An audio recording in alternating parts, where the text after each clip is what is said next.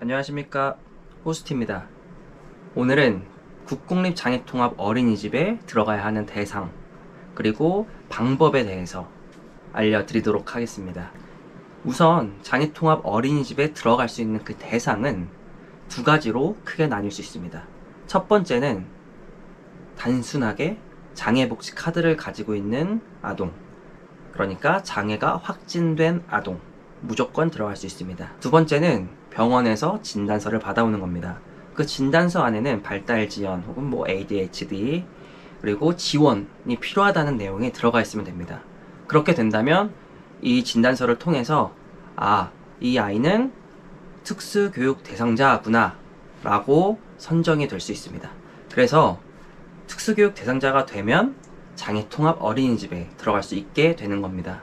내 아이가 특수교육 대상자가 된다는 것은 장애와 상관이 없습니다. 단지 발달 지연으로 인해서 특수교육을, 개별적인 지원을 받을 수 있다는 것만 의미를 합니다.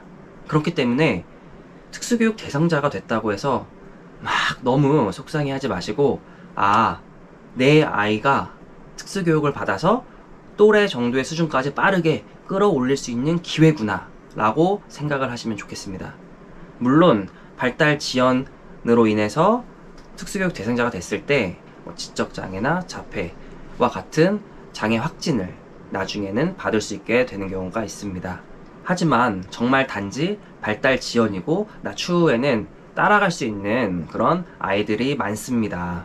그렇기 때문에 부모님들께서 빠르게 학교에 진학하기 전에 또래 수준으로 끌어올릴 수 있는 기회라고 긍정적으로 생각하시면 좋겠습니다. 방법도 크게 두 가지로 나눠서 말씀드릴 수 있는데, 첫 번째 방법은 이미 아이가 국공립장애통합 어린이집에 재원 중인 경우입니다.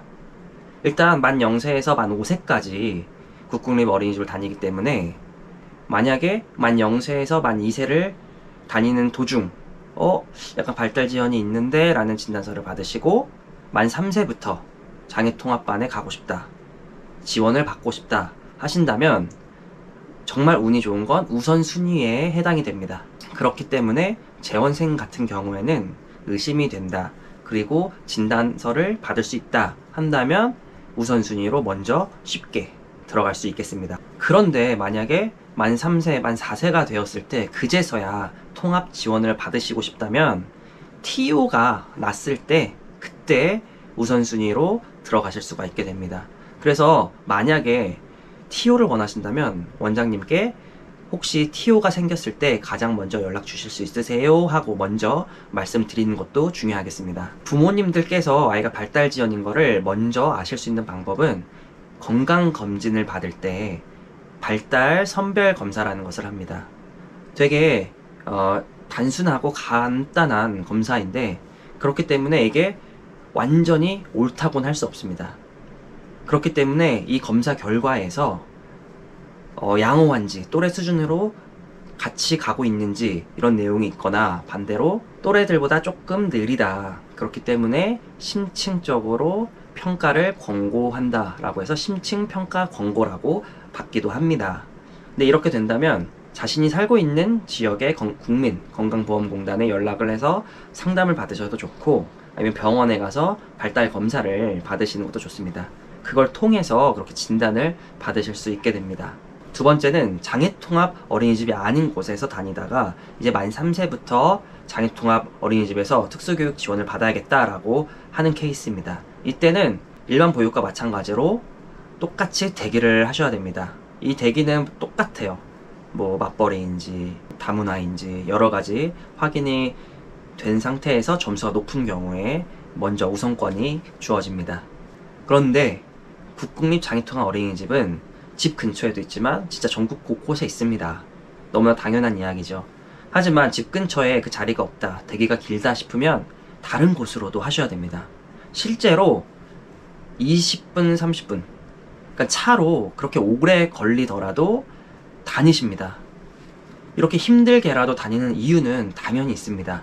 이 특수교육을, 그러니까 개별적인 교육을 받기 위해서 멀리라도 아이들을 등원시키는 겁니다.